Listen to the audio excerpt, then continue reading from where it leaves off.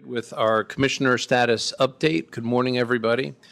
Today's date is March 11th, 2025. The time is 10 a.m. In attendance are Commissioners Eberline, Duncan, and Matari. I'm going to call the meeting to order. Are there any changes to the agenda? I just would like to add one time-sensitive item. There will be no action taken.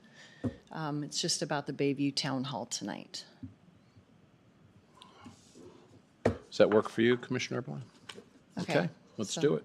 Then I move that we add Bayview Town Hall discussion. You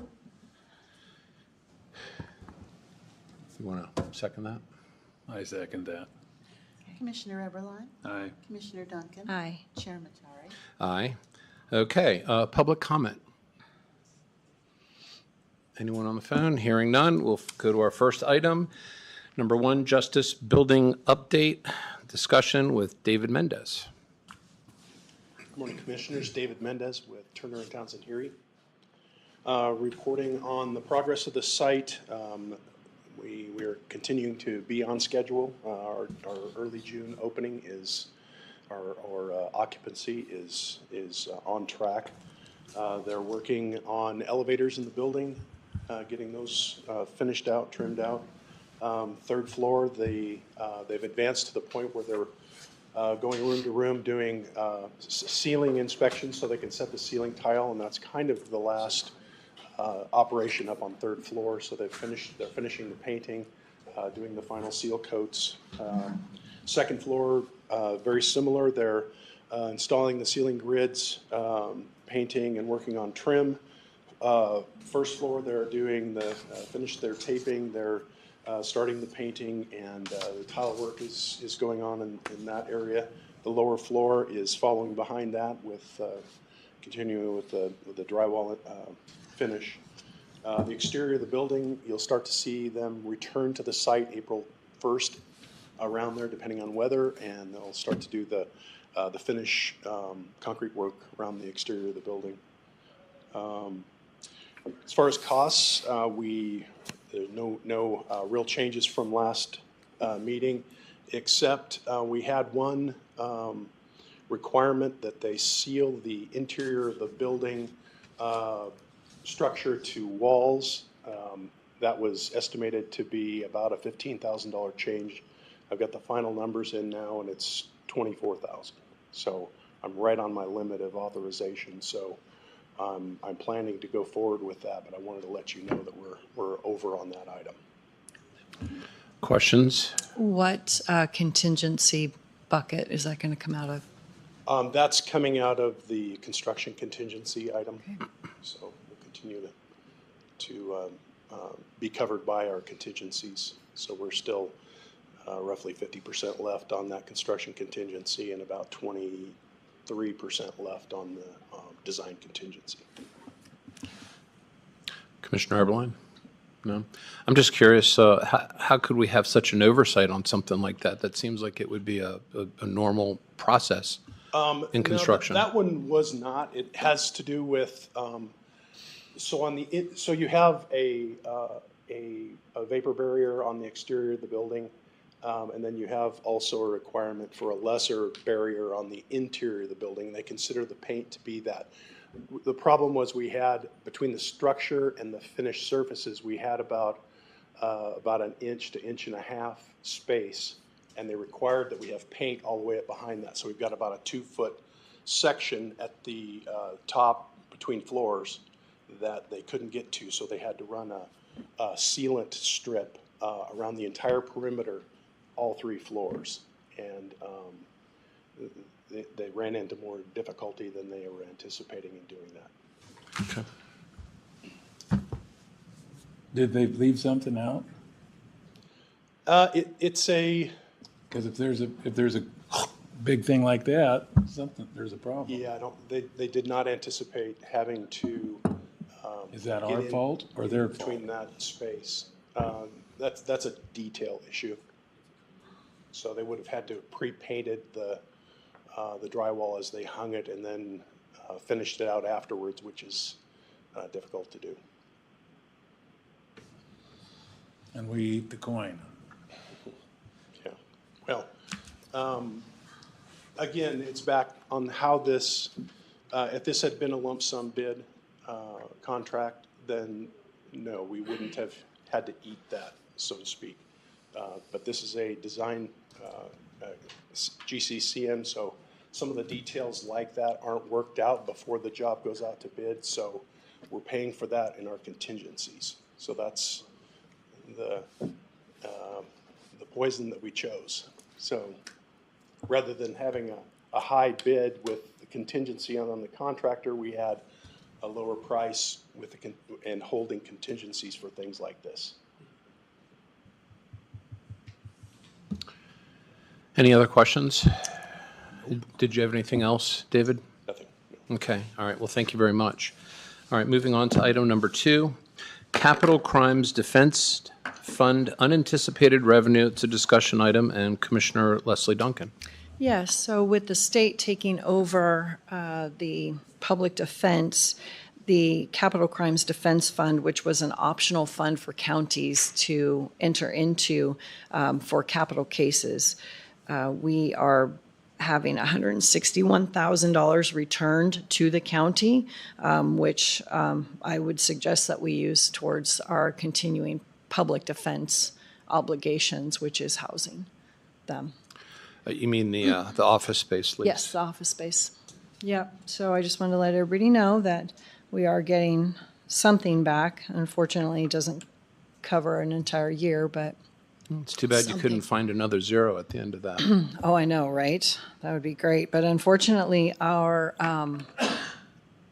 lately the state has had 3 or 4 capital cases that have really hit that account very hard. Mm-hmm.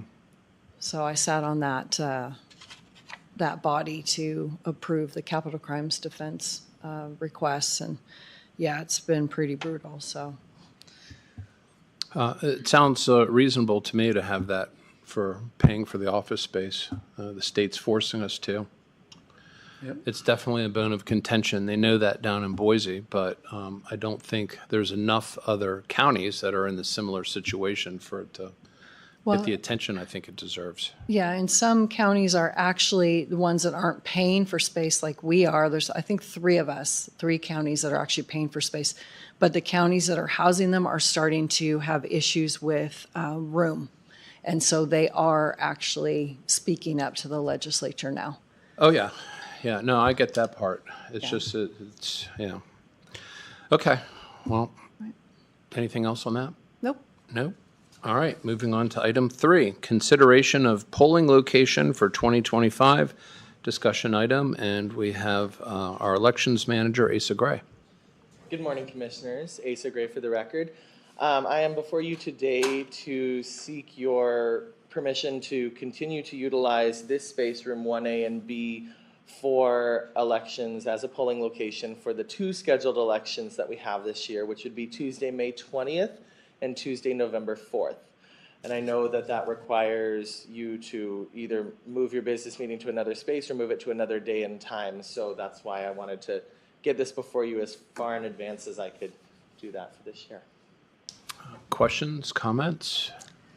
Oh, I think it's appropriate. It's a good location, and I'm just looking at November just to make sure, but I think yeah, it looks like we'd be good to move it to Monday on both. Yeah. So, Okay, well, it sounds like you've got some direction then. Thank you. So, thank you. All right, moving on to item 4, State Homeland Security Grant Program. It's a discussion item. I have Andrea Littlefield here, but Tiffany Westbrook is also here with us too. Yeah, Tiffany Westbrook, Kootenai County Emergency Management Director for the record. So Andrea dropped off some packets for your eyes, and in there is a few things that we'll be touching on. The biggest thing we're going to talk about today is the SHSP application and review process, because there's been some questions about how that happens. But you'll also find in the pocket a letter of support from Idaho Office of Emergency Management regarding our business practice, and then the rubric that we utilize to score the applications. So we have a pretty competitive process in Kootenai County when it comes to our SHSP program and how we review and score those applications. But to just give some transparency and clarity for how that process moves through and how we tackle it here in Kootenai County, because every county does it a little bit different, we have established this process. So as we are informed of the notice of funding opportunity, and you'll see some acronyms, but every acronym in the flowchart is also defined, just so you guys all understand what NOFO stands for. But NOFO is the notice of funding opportunity, so we'll receive that from the Idaho Office of Emergency Management, and it'll let us know what some of those requirements are for the upcoming grant cycle, like pass-through requirements. The biggest one that impacts us is 35% of the overall grant amount must go towards LEPTA, which is law enforcement terrorism prevention activities. And then there's additional carve-outs each year based on the national priority areas that are set by the federal government. So cybersecurity has been a big thing. So this new grant cycle, a cybersecurity requirement must be met. And we have other pass-through requirements for community resilience as well. Once we understand the deadlines and have a rough idea on the allocation amounts, we open up the applications to entities within Kootenai County. So our law enforcement partners, our fire departments, any eligible applicant, and they are provided an opportunity to submit an application, and that application has to be accompanied by a justification. It has to have an AEL, which is an authorized equipment number, which FEMA provides, and then also a quote for us to have an idea of what the ask is. After we go through that process, we then provide a list of the applications we've received and the justifications to our area field officer. The area field officer from the Idaho Office of Emergency Management does a preliminary review of the applications received for things like eligibility. After we get those comments, we take that information to our final step in the process for the review, which is the application scoring committee. And so how that committee is comprised of is we have representatives from law enforcement, fire, and we only allow people who did not apply for did not submit an application to sit on that committee, just because we don't want any perceived bias. We also have the LEPC chair, the Local Emergency Planning Committee chair. We have a representative from, obviously, Andrea, the grants admin and OEM, and me, myself, as the director of OEM, sit on that. We have a representative from the auditor's office who helps provide an idea of just how we can sort some of these grants and if they've maybe taken all of their tax levy rates. And so we have an idea of what other avenues that they pursued. And then we have our communications rep. So that's typically Colin McCroy. And the reason that he's a vital part of that committee is because when we have radio applications that come in, we want to make sure that they're, one, eligible, so they have to be P25 compliant, and he's able to look at the specifics of the radio and ensure that they're compliant in that manner. And they interface with the system we have established in Kootenai County. So we want to make sure any requests for radios specifically interface with the landscape we have in Kootenai County. After that, we go through and we rank them as a committee, and we fill out this rubric. There are two important sections on the rubric. That's you either get the full points or you don't get any points. And that's being an eligible request. So if it's not an eligible request, you get a 0. But also the LEPTA, because 35% of the grant must go towards law enforcement terrorism prevention activities. So simply being law enforcement does not allow you those points. It has to go towards a law enforcement terrorism prevention activity. So a lot of times that'll go towards, like, our SWAT will get funded because not only are they eligible for that category, but they also are a multi-jurisdictional special team. So our SWAT has Coeur d'Alene on it as well. So they just rank higher by the nature of what they do and the focus on terrorism. The state Homeland Security program is specifically designed to work at figuring out how we can combat and work with terrorism and some other community resilience, all hazards type incidents. So those are why radio requests sometimes will rank a little bit differently, because if you have that built into it, it helps with the interoperability for the whole county. But also there's another aspect that we look at, and this is if it's an operational need. If those radios are necessary for your department to do your day-to-day operations, that's a need, and you shouldn't be applying for the grant because you know you need that, right? You know you have to have that to function. And then that can be a question of supplanting. You're utilizing grant funds to supplant for operational needs that you have to function. So that's part of the conversation that we typically have as well. And so once we go through that, we rank them, we see the amount of requests we have, we look at the funding. Typically, we receive around $200,000 through SHSP. It's a population-based allotment, but it has decreased. We received a 6% decrease from last year. And just to get an idea of the amount of applications we received, in 23, we had $589,000 of requests and a little over $200,000 to allocate. And in 24, we had $523,000 in requests and a little over $214,000 to allocate. So obviously there is a competitiveness to this, but then when you when you look at that 214,000, then you have to look at the 35%, and that is 75,000. So then you even have less to allocate. And so then you look at the community resilience requirements that we have, and that's another 15,000. So you even have less. So a lot of times the open amount of funding that we have after we've met the grant requirements is just shy of 100,000 or sometimes less. So it's a competitive process. We do our very best to be as transparent, as fair as possible, and working to build programs and not necessarily buying items. So, for example, we funded quite a few stuff for the Rescue Task Force, RTFs in Kootenai County. So that's a special teams, and it works with fire agencies from multiple jurisdictions. So helping buy the equipment for the RTFs, Rescue Task Force help respond to active shooter situations to help stop people from dying unnecessarily due to wounds that could be triaged sooner. So that's some of the stuff that we'll fund. And then SWAT, of course, they're another special team that typically ranks pretty well because of the nature of the work they do already. So that's the process we have in place. Like I said, it's competitive by nature, and we do the best we can. But also one of the important notes on our selection committee is we do have a citizen rep that sits on that committee to provide that perspective too. And we found that to be very helpful as well. So we do our best to have an all-encompassing committee that is as fair and transparent as possible in our process. I think, and as you can see from the letter of support from IOM, has been one that we found success with. And as these grants have gotten more competitive, we've had to have a more we've had to create a process that is competitive, but also clear to understand how we got to where we got to. So, and with that, I'll stand for any questions you might have regarding the process. And Andrea works, and we also obviously have legal involved in this process as we work to develop the grant use agreements and stuff. But the end of this process is after they've been selected, they then outside agencies. So we don't enter into grant use agreements with county departments, but external like law enforcement, fire agencies, we will then enter into grant use agreements with them and then carry out and work with the inventory, the procurement, and the purchase to make sure everything we're doing is transparent and we can keep track of and aware of where we are with all the items, and because we have to keep inventory on these items as well because it's federal dollars that we're spending. Thank you. Questions, comments? My only question is, you mentioned radio specifically, and you mentioned about if they're needed in their day-to-day job, then they wouldn't necessarily be funded in this program. But, I mean, Post Falls Police Department, they have a radio conversion, and Hauser Lake Fire, mobile radio, Whirly Fire. So they all use radios. So sometimes those are system upgrades to help with that interoperability.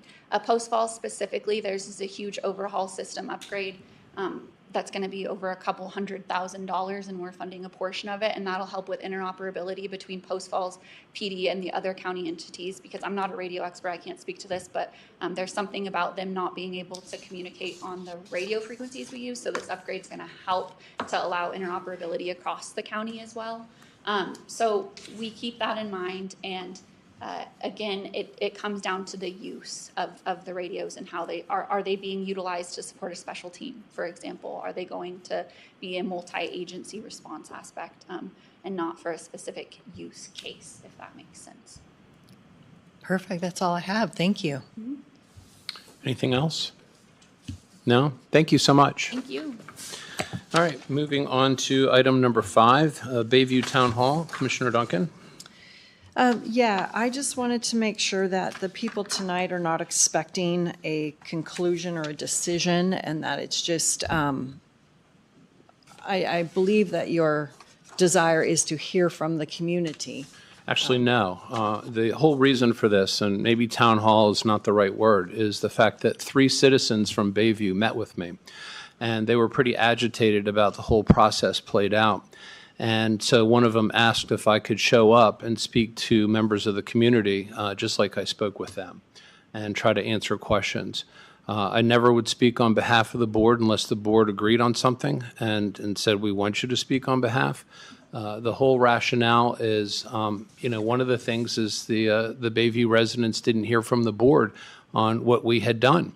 And I kind of agree that to some degree, maybe we should have reached out a little bit to the community because they had questions about what exactly is happening.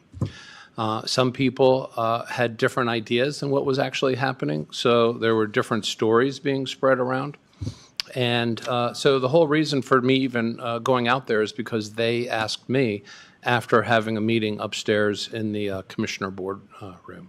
Okay, great. Thank you. So the one thing I do hope that I can say that is okay with this board is that we are going to do everything we can to help facilitate a process so that the Bayview residents don't suffer and other voters. But that doesn't mean that we are going to commit to anything further than what this board is already committed to.